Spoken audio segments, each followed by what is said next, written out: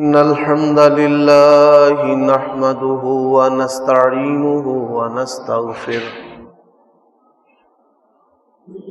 ونعوذ بالله من شرور أنفسنا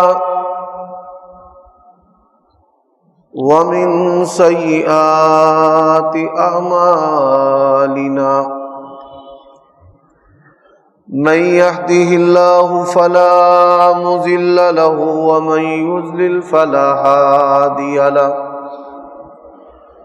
وأشهد أن لا إله إلا الله وحده لا شريك له وأشهد أن محمدا عبده ورسوله أما بعد فإن خير الحديث كتاب الله وخير الهدي هدي محمد صلى الله عليه وآله وسلم وشر الأمور محدثاتها وكل محدثة بدعة وكل بدعة ضلالة وَكُلَّ ضَلَالَةٍ فِي النَّارِ اللهم صل وسلم على نبينا محمد وبارك وسلم وصل عليه أعوذ بالله من الشيطان الرجيم يا أيها النبي إنا أرسلناك شاهدا ومبشرا ونذيرا وداعيا إلى الله بإذنه وسراجا منيرا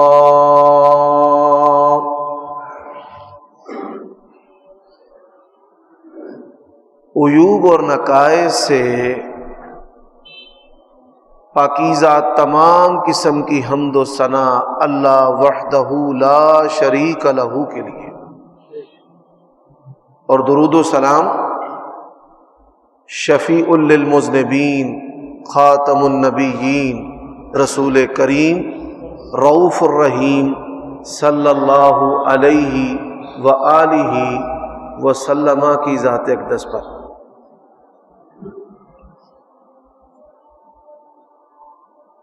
ایمان کو بڑھانے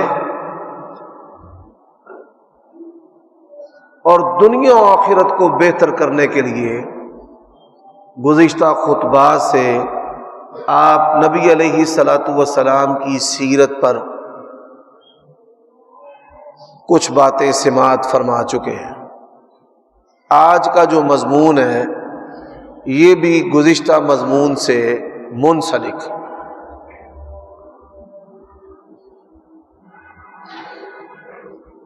آپ یہ بات اللہ تعالیٰ کی توفیق سے جانتے اور مانتے ہیں کہ اللہ تبارک و تعالیٰ نے اس کائنات میں سب سے بڑھ کر شان نبی کریم صلی اللہ علیہ وآلہ وسلم کو عطا کی ہے، اور آپ صلی اللہ علیہ وآلہ وسلم کی اس سچائی کو ظاہر کرنے کے لیے اللہ تبارک و تعالی نے نبی علیہ الصلاۃ والسلام کے ہاتھ پر معجزات ظاہر کیے کہ جن کے سامنے آپ کے مخالفین جو ہیں وہ لاجواب ہو گئے۔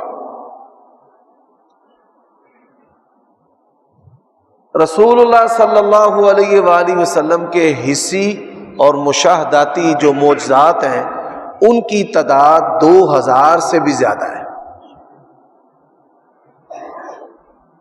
اور سب سے بڑھ کر کمال یہ ہے کہ اللہ تعالیٰ نے نبی علیہ الصلاۃ والسلام کی ذات کو ہی بے مثل و بے مثال بنایا ہے۔ آپ صلی اللہ علیہ وآلہ وسلم کی جو ذات ہے وہ سب سے بڑا معجزہ ہے اس حوالے سے آپ نے چند باتیں گزشتہ خطبہ جمعہ میں سنی ہیں۔ آج کے خطبہ جمعہ میں نبی علیہ الصلوۃ والسلام کی جو دعائیں ہیں ان پر بات ہوگی۔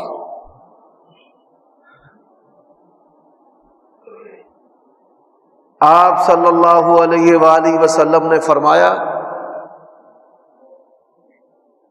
اللہ تبارک و تعالی ہر نبی کی دعا کو قبول کرتا ہے،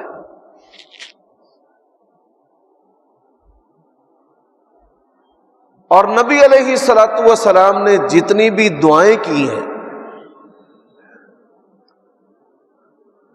سوائے ایک دعا کے اللہ تبارک و تعالی نے آپ کی کسی بھی دعا کو رد نہیں کیا۔ آپ کے مقام کو سمجھنے کے لیے یہ بات سن کر آپ حیران ہوں گے، زبان سے بات نکالنا اللہ کے ہاں اس کی کتنی قدر ہے۔ نبی علیہ الصلوۃ والسلام کی جو خواہش ہے، عرش والا رب آپ صلی اللہ علیہ وسلم کی خواہش کا بھی احترام کرتا ہے اور خواہش کو بھی پورا کر دیتا ہے۔ دعا تو بڑی دور کی بات ہے، نبی علیہ الصلوۃ والسلام کی جو دل کی خواہش ہے ابھی زبان پر نہیں آئی، کسی سے اس کا اظہار بھی نہیں کیا، صرف دل میں ہے۔ قد نرى تقلب وجهك في السماء فلنولينك قبلة ترضاها فول وجهك شطر المسجد الحرام۔ نبی علیہ الصلوۃ والسلام کی یہ خواہش تھی کہ اللہ تبارک و تعالی بیت المقدس مسجد اقصی کی بجائے عبادات میں ہمارا جو قبلہ ہے نماز میں وہ بیت اللہ کو بنا دے۔ آسمان سے حکم آ گیا، اے میرے نبی آج کے بعد آپ نے جب بھی جہاں بھی نماز ادا کرنی ہے بیت اللہ کی طرف منہ کر کے نماز ادا کرنی ہے۔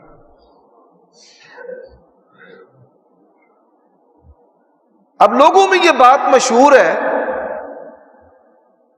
کہ نبی علیہ الصلوۃ والسلام نے کسی کو بد دعا نہیں دی، یہ بڑی اہم بات ہے۔ اور پھر اس تفصیل کے بعد جو موضوع ہے ہمارا آج کا اس پر انشاءاللہ باتیں ہوں گی۔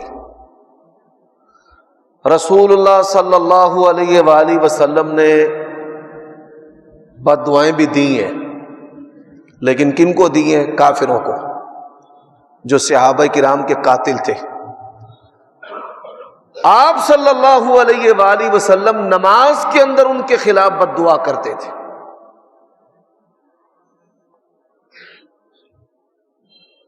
اب بعض مسلمان ایسے ہیں کہ رسول اللہ صلی اللہ علیہ وسلم نے ان کو بھی بد دعائیں دی ہیں۔ آپ یہ بات سن کر حیران ہوں گے، آپ صلی اللہ علیہ وآلہ وسلم کی جو شخصیت ہے وہ ہر کام میں ہمارے لیے اسوہ ہے۔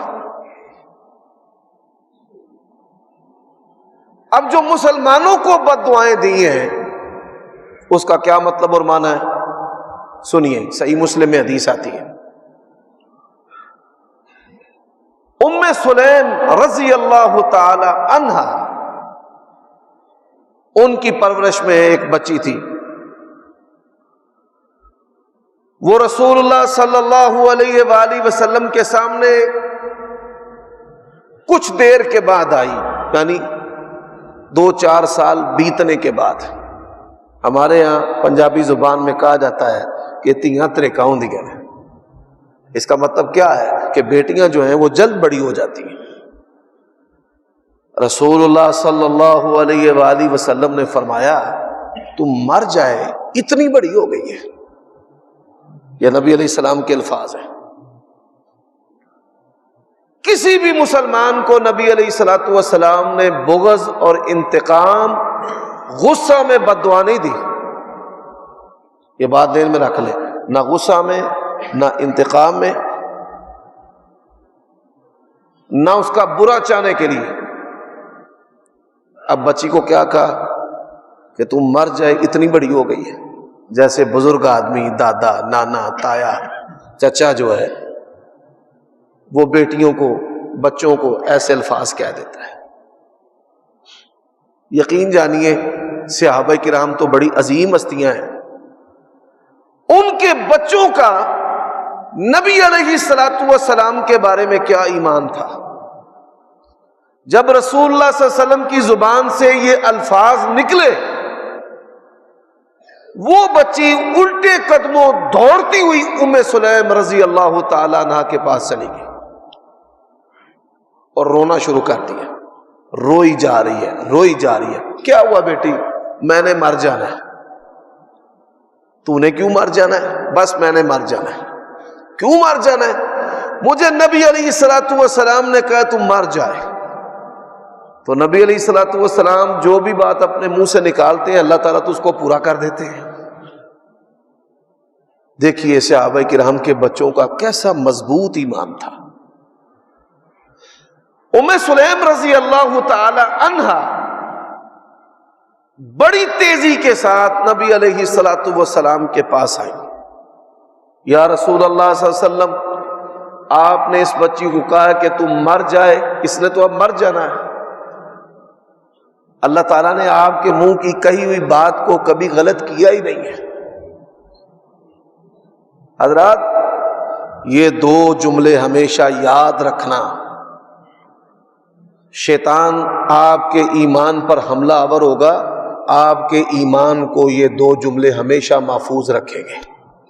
پہلا حملہ نبی علیہ السلام نے فرمایا شیطان حملہ کرتا ہے کہ تجھے کس نے پیدا کیا؟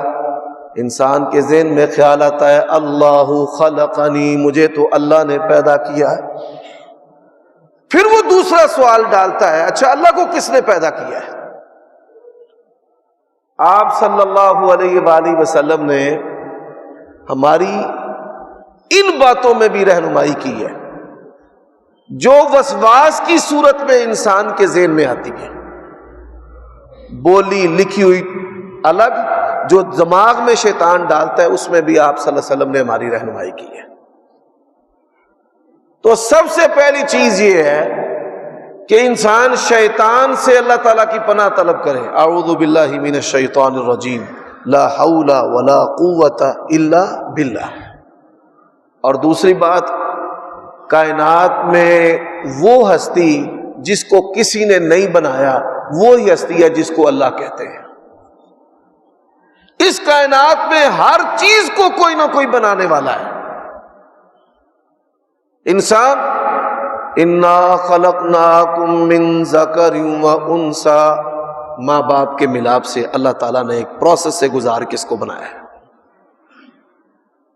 سورج اور چاند ان کو اللہ تعالیٰ نے بنایا ہے۔ ایک ہستی ہے جس کو کسی نے نہیں بنایا، اسی ہستی کو کیا کہتے ہیں؟ اللہ۔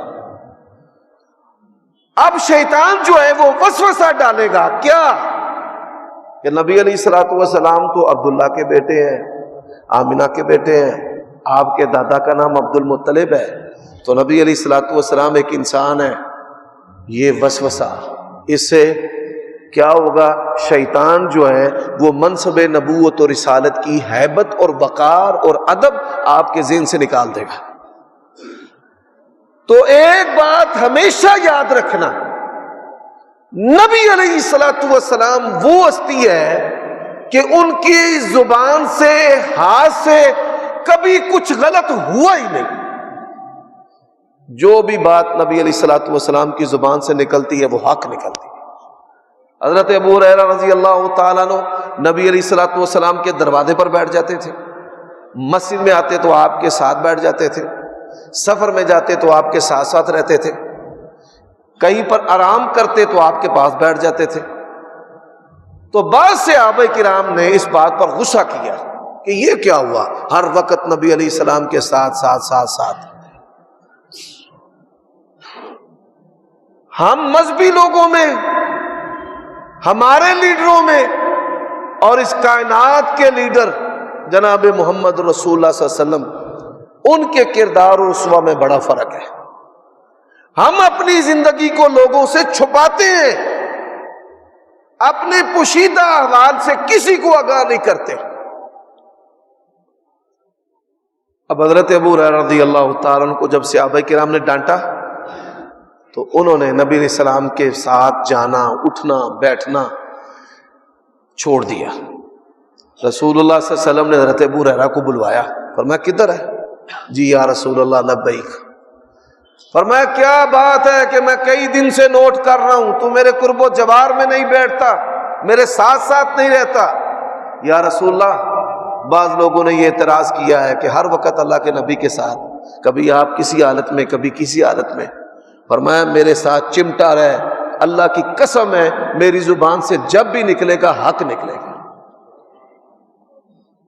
یہ منصب نبوت اور رسالت ہے۔ یہ دو باتیں ہمیشہ ذہن میں رکھنی ہے کہ جس ہستی کو کسی نے نہیں بنایا وہ اللہ ہے، اور جس ہستی نے کبھی غلطی نہیں کی ہے، گناہ نہیں کیا ہے، وہ کون ہے؟ جناب محمد الرسول اللہ صلی اللہ علیہ وآلہ وسلم۔ تو نبی علیہ الصلوۃ والسلام نے اسے کہا کہ تو مر جائے۔ اب وہ بچی بھی ڈری ہوئی ہے، ام سلیم بھی۔ یا رسول اللہ، آپ نے کہا مر جائے تو اس نے تو مر جانا ہے، اللہ نے آپ کی بات کو تو غلط کرنا ہی نہیں ہے، آپ سے غلط ہو ہی نہیں سکتا۔ تو نبی علیہ الصلوۃ والسلام نے کیا کہا؟ فرمایا میں نے اللہ تعالیٰ سے یہ بات کی ہے، اللہ سے وعدہ لیا ہے، قول اقرار ہے میرا اپنے رب کے ساتھ۔ کس بات کا؟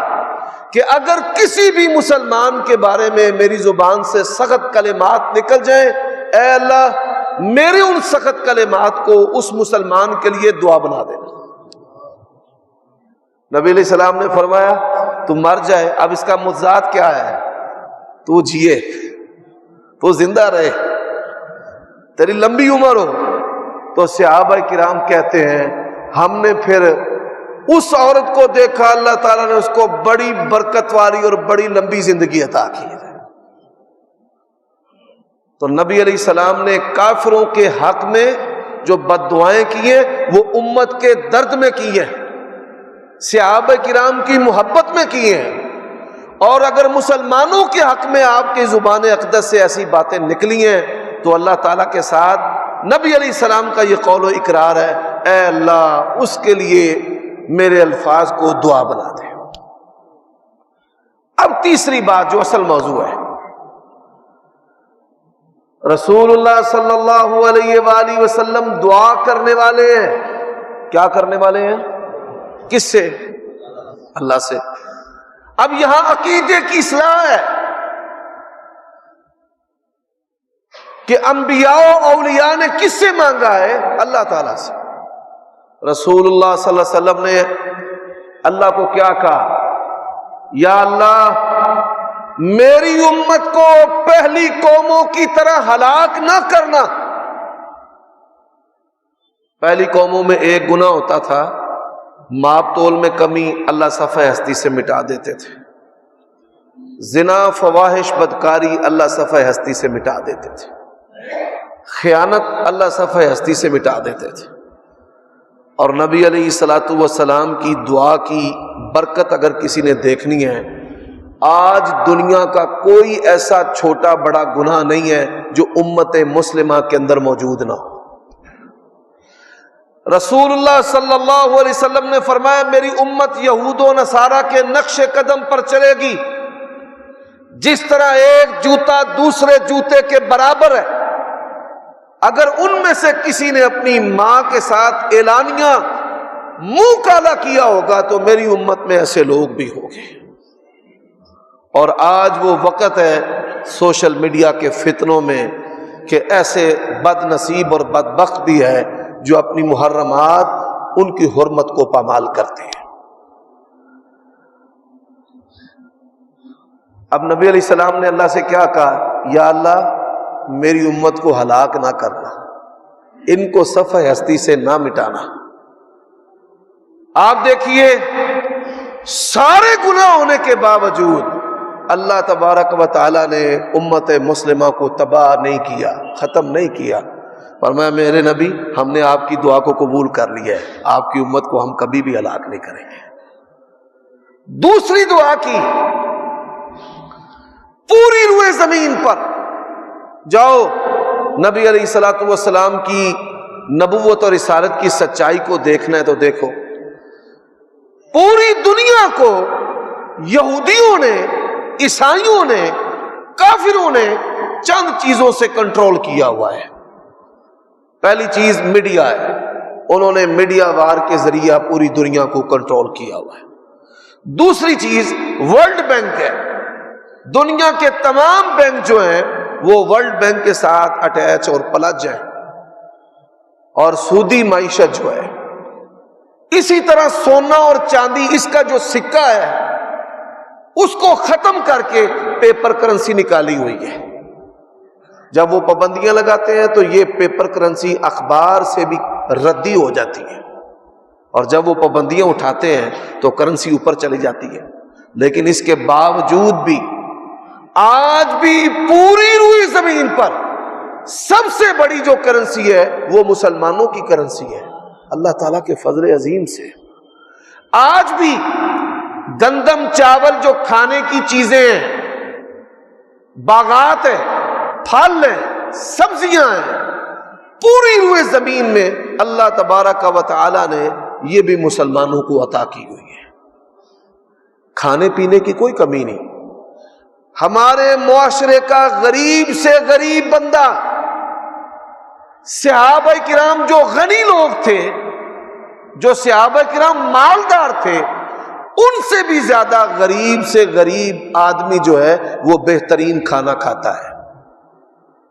ہم باریک پسے ہوئے آٹے کی روٹی کھاتے ہیں۔ سید عائشہ فرماتی ہیں نبی علیہ الصلوۃ والسلام نے ساری زندگی باریک آٹے کی روٹی کھائی نہیں ہے۔ لوگ کھانا کھانے میں نبی علیہ الصلوۃ والسلام کی سنتوں کو یاد رکھتے ہیں نا، لیکن مطلب کی میٹھا کھاؤ جی، حلوہ کھاؤ جی، متنجن کھاؤ، نبی علیہ السلام کی سنت ہے میٹھا کھانا۔ بھائی جو کی روٹی کھانا سنت نہیں ہے؟ بن چھنے آٹے کی روٹی کھانا سنت نہیں ہے؟ یہ سنت کھا کے ذرا دیکھ، کئی دن تک وہ چیز تیرے پیٹ کے اندر پھرے گی۔ ہم اوپر سے ہی اللہ کے باغی نہیں ہیں، اندر سے بھی اللہ کے باغی۔ تبھی ہماری جو طبیعتیں ہیں وہ قیام اور رکوع اور سجدے پر ٹکتی نہیں ہیں کہ ہمارے پیٹ نبوی خوراک کو برداشت ہی نہیں کر پاتے۔ بڑے بڑے ماہر کاریگر بلائے جاتے ہیں، بھائی ہر بندہ میٹھے چول نہیں پکا سکتا، بڑی معذرت کے ساتھ میٹھے چول پکان لئی بڑے بڑے ماہر کاریگر، لیکن میں نے بڑے بڑے علماء سے بھی پوچھا ہے کہ نبی علیہ السلام کی جو سویٹ ڈش ہے اس کو تلبینہ کہتے ہیں، اس کے بنانے اور پکانے کا طریقہ کیا ہے؟ عوام تو بڑی دور کی بات ہے، مذہبی لوگوں کو نہیں پتا کہ اللہ کے نبی کا پسندیدہ جو حلوہ تلبینہ ہے وہ کیسے بنتا ہے۔ یہ لمحہ فکری ہے ہمارے لیے۔ حضرات، اب یہ جو فراوانیاں ہیں یہ کیوں ہیں؟ کہ ہمارا غریب آدمی بھی صحابہ کرام سے بہتر کھانا کھا رہا ہے، ہمارے غریب آدمی کا لباس بھی صحابہ کرام جو مالدار تھے ان کے لباس سے بہتر ہے۔ حدیث میں آتا ہے نبی علیہ الصلوۃ والسلام خطبہ کے لیے منبر پر تشریف لائے، جلوہ افروز ہوئے، تو صحابہ کرام مسجد میں سے بو آنا شروع ہو گئی۔ بو کس کی؟ بھیڑ کی بو۔ صحابہ کرام نے جو لباس پہنا ہوا تھا وہ اون کا لباس تھا، اور اس سے پسینہ نکلا اور بو آنا شروع ہو گئی، اور پھر اس کی بھی بو، اور پھر جو بدن ہے اس کی بھی۔ تو نبی علیہ الصلوۃ والسلام نے پھر کہا کہ جمعہ کے دن غسل کرنا ہے اور بہترین لباس پہننا ہے۔ تو نبی علیہ الصلوۃ والسلام نے اللہ تعالیٰ سے کیا کہا؟ یہ فراوانیاں جو ہیں اس کا سبب کیا ہے، وجہ کیا ہے؟ اے اللہ، میری امت کو بھوک اور پیاس کی وجہ سے ہلاک نہ کرنا۔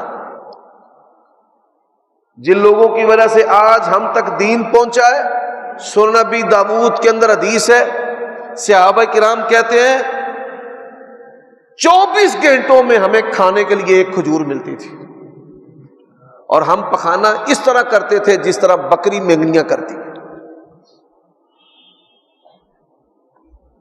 ذرا اندازہ کیجیے کہ وہ کس معاشرہ میں زندگی بسر کرتے تھے اور ہم کہاں پہ ہیں۔ ان کی خوراک تھوڑی تھی، عبادت بڑی مضبوط تھی۔ ہماری خوراک بہت زیادہ ہے، اینا کو کھا لیندے نے پھر تراویاں پڑھن تے بھی دل نہیں کرتا۔ جو دین کے ٹھیکیدار ہیں وہ بھی آپ کو تراویوں میں غائب نظر آئیں گے۔ جن لوگوں نے ہماری تقریریں سن سن کر جنت جانے کی ٹھان لی ہے وہ تراویوں میں نظر آتے ہیں، باقی سب غائب۔ میں گرجاک میں درس دینے کے لیے گیا، مجھے کہتے ہیں اتنی بڑی مسجد ہے، اتنی آبادی ہے، اتنے اہل حدیث، اتنے اہل سنت، تو یہاں پر درس دیں، تراویح پڑھیں۔ میں نے کہا آپ کا خطیب کدھر ہے؟ کہتے ہیں وہ تو نہیں۔ میں نے کہا آتے ہی نہیں؟ کہتے ہیں نہیں۔ میں نے کہا جی امام صاحب وہ بھی نہیں، صدر صاحب وہ بھی نہیں، 13 بندوں کی لسٹ لگی ہوئی ہے، یہ سینئر نائب صدر ہے، یہ نائب صدر ہے۔ میں نے کہا ان میں کوئی ہے؟ کہتے ہیں جی بالکل نہیں۔ میں نے کہا پھر میرے درس دینے کا کوئی فائدہ نہیں ہے۔ خطبہ، علماء، انتظامیہ یہ لوگوں کے لیے ماڈل اور نمونہ ہے۔ لوگ یہ سمجھتے ہیں کہ یہ مسجد بنانے والے اور چلانے والے اور صدر سیکرٹری یہ دیندار لوگ ہیں اور ہم نے ان کو فالو کرنا ہے۔ یہ تاجر ہیں، ہم تاجروں نے ان کے پیچھے پیچھے اپنے پاؤں چلانے ہیں۔ یہ علماء ہیں، یہ حفاظ ہیں، یہ خطبہ ہیں۔ یہ ایک بہت بڑا المیہ ہے۔ ایسے ہی پہلے مساجد جو ہیں وہ کچی تھی، نمازی پکے تھے۔ آج مساجد پکی ہیں اور نمازی کچے ہیں۔ میرے بھائیوں دوستو، یہ فراوانیاں نبی علیہ الصلوۃ والسلام کی دعا کی برکت کی وجہ سے۔ آپ صلی اللہ علیہ وآلہ وسلم نے تیسری دعا کی۔ یہ دعا ہے جو آپ کی اللہ تعالیٰ نے قبول نہیں کی۔ کیا دعا ہے؟ یا اللہ میری امت میں اختلاف نہ ہو۔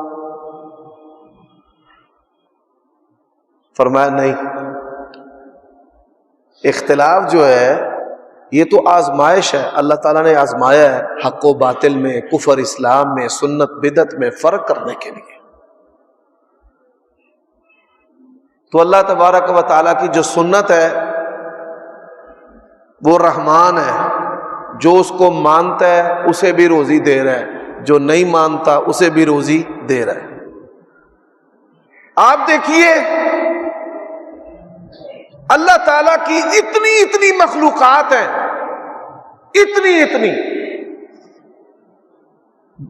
دیو ایکل، شاید یہ بلڈنگ بھی ان کے مقابلہ میں چھوٹی ہو، اتنی بڑی اللہ تعالیٰ کی مخلوقات ہے۔ اور کتنی ہے؟ فرمایا وَمَا يَعْلَمُ جُنُودَ رَبِّكَ إِلَّا هُوَ، مخلوقات کو اللہ کے سوا کوئی نہیں جانتا، کوئی نہیں جانتا۔ انہاں دے پڑولے کوئی نہیں جے، پیٹیاں کوئی نہیں جے، تجوریاں بھی کوئی نہیں جے۔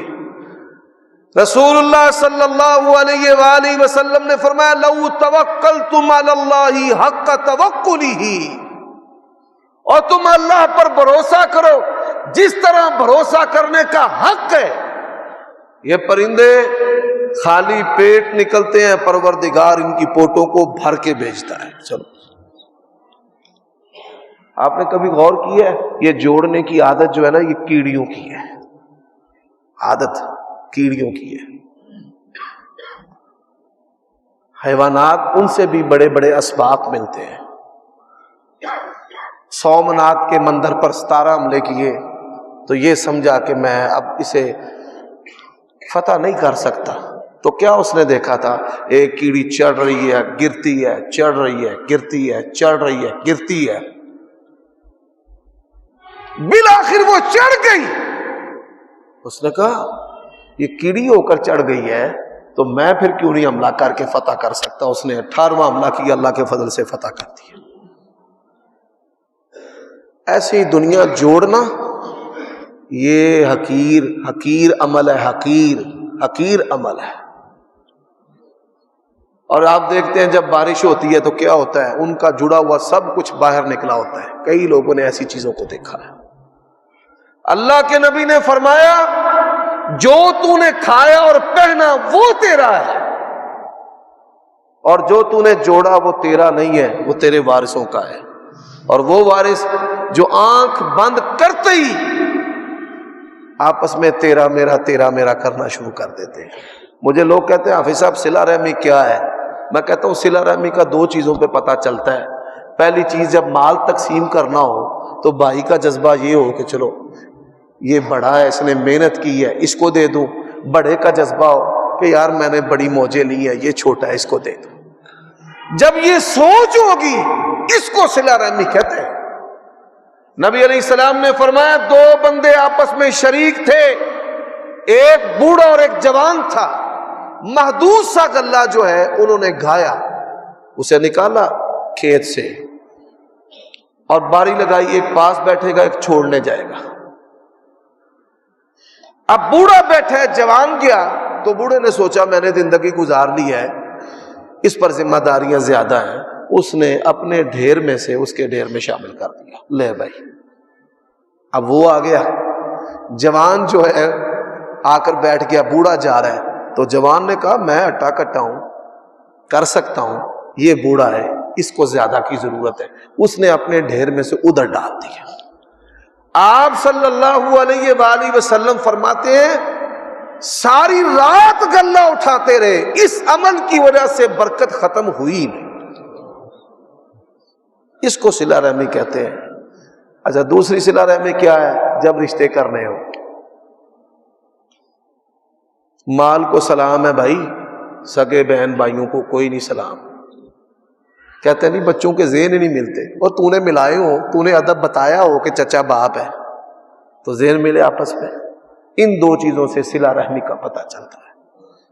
تو یہ چیزیں بندوں کے لیے آزمائش ہے، اس وجہ سے رسول اللہ صلی اللہ علیہ وآلہ وسلم نے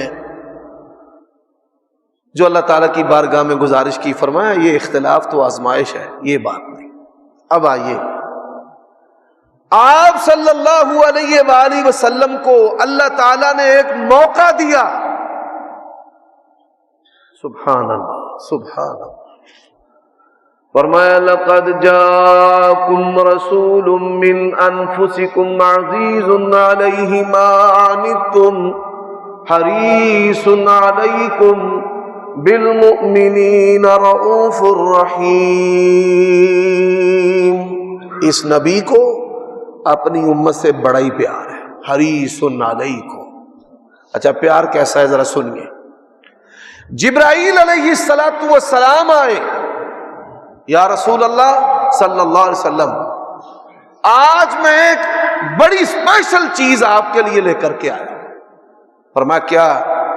فرمایا اللہ تعالیٰ نے مجھے بھیجا ہے، آپ جو بھی مانگیں گے نا، آج جو مانگ لیں، عمر مانگ لیں، مال مانگ لیں، جو بھی مانگیں گے، رسول اللہ صلی اللہ علیہ وسلم پر بڑی پرپوزل پیش ہوئی ہے۔ فرمایا میرے اللہ تعالیٰ نے مجھے پرپوزل پیش کی کہ آپ بادشاہ نبی بننا چاہتے ہیں یا فقیر درویش؟ فرمایا میں نے درویشی کو پسند کیا ہے۔ درویشی کو پسند کرنے کا فائدہ کیا؟ اللہ نے آپ کو شاہی بھی عطا کر دی، رسول اللہ صلی اللہ علیہ وسلم بادشاہ بھی اللہ تعالیٰ نے بنا دی ہے۔ کہنے لگے آج آپ جو بھی مانگیں گے نا، اور ساتھ کہا میں ہر نبی کے پاس گیا ہوں، ہر نبی کے پاس یہ موقع لے کر۔ وہ ملک الموت حضرت موسیٰ علیہ السلام کے پاس آئے نا، موت کا وقت آ گیا، حضرت موسیٰ ناراض ہو گئے، اللہ تعالیٰ کو جا کر انہوں نے شکایت کی، کہا اچھا ان سے کہیں آپ کتنے سال جینا چاہتے ہیں؟ بیل کی کمر پر اپنے ہاتھ رکھیں، جتنے بال نیچے آئیں اتنے سال ہم آپ کو زندگی دے رہے ہیں۔ حضرت موسیٰ اللہ کے نبی ہوتے ہی دنا ہے، کہا اچھا اس کے بعد کیا ہوگا؟ کل من علیہا فان، جی اس کے بعد بھی موت ہے۔ اچھا جب تب فوت ہونا ہے تو آپ بھی کر، ساتھ ہی تیار ہو گئے۔ نبی علیہ السلام کو کہا یقین جانیے نبی علیہ السلام آپ جو بھی مانگتے اللہ تعالیٰ نے عطا کرنا تھا۔ فرمایا ایک بات ہے، اللہ سے پوچھو کیا یہ موقع میں آخرت میں استعمال کر سکتا ہوں؟ آخرت میں؟ اللہ تعالیٰ نے کہا جی ہاں کر سکتے ہیں۔ فرمایا پھر یہ موقع ہوگا اور میرا سجدہ ہوگا اور میں سجدے میں اپنی امت کی بخشش کی دعا کروں۔ یہ حریص، خدا کی قسم ہے کائنات میں اس جیسا بے مثل و بے مثال ہے ہی، ایسی عظیم ہستی ہے۔ تو یہ سمجھنا کہ آپ ایک لیڈر ہے نعوذ باللہ یا سیاسی قائد ہے، یہ ساری شیطان کی باتیں ہیں۔ اس کائنات میں اللہ کے بعد اگر کسی کا مقام و مرتبہ ہے تو جناب محمد الرسول اللہ صلی اللہ علیہ وسلم۔ اور دیکھیے آپ صلی اللہ علیہ وآلہ وسلم منبر پر خطبہ دے رہے ہیں۔ آبادیاں جو ہے نا وہ 3 طرح کی ہوتی ہیں، شہری، دیہاتی اور جانگلی۔ جیسے حافظ آباد سے آگے چلے جائیں نا تو جانگلی تہذیب کے لوگ ہیں، ایسے ہی جانگلی تہذیب کے حامل صحابہ کرام بھی تھے۔ ایک بدو آ گیا، قحط پڑا ہوا تھا، آپ صلی اللہ علیہ وسلم خطبہ دے رہے ہیں۔ اب اس کو ادب کا پتہ ہی نہیں تھا کہ نبی علیہ السلام سے کیسے بات کرنی ہے اور دوران خطبہ بات نہیں کرنی۔ اس نے مسجد میں آتے ہی دعائی دینی شروع کر دی، ہلاکت الاموال وانقطعت السبل، مارے گئے یا رسول اللہ، اسی بھی مر چلے ہیں، مال مویشی بھی مر چل رہے ہیں۔ اللہ کے نبی کیسے حریص ہیں امت پر۔ آپ نے ڈانٹا نہیں کہ بہ جا تھلے، بعد وہ گل کر لی۔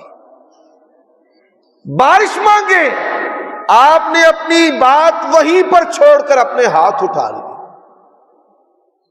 اللہم اغثنا غیثا مریعا نافعا، یا اللہ کھل کے بارش پا دے، بارش ڈال۔ حضرات صحابہ کرام کہتے ہیں ابھی ہم وہاں سے ہلے بھی نہیں تھے، اللہ تعالیٰ نے موسلادھار بڑے موٹا موٹا مین مدینہ میں نازل کرنا شروع کر دیا۔ پورا ہفتہ بارش ہوتی رہی، خوب بارش ہوئی۔ وہ بدو پھر آ گئے اگلے جمعے، کہتے یا رسول اللہ، اللہ کو کہیں روک دے، ہون تے اتنا پانی ہو گیا ہر شاید ترن لگ پئی ہے۔ صحابہ کرام کہتے ہیں نبی علیہ السلام نے کیا کہا، اللہم حوالینا ولا علینا، اے اللہ اب ہمیں ضرورت نہیں ہے، لے جا۔ فرماتے ہیں وہاں پر بیٹھے ہوئی اللہ نے بارش کو روکا اور مدینے کا مطلع جو ہے وہ چھتری کی طرح ہو گیا کہ ارد گرد تو بادل ہیں لیکن مدینے کا مطلع جو ہے وہ صاف ہے۔ اس پر انشاءاللہ باقی باتیں اگلے خطبہ جمعہ میں ہوں گے انشاءاللہ۔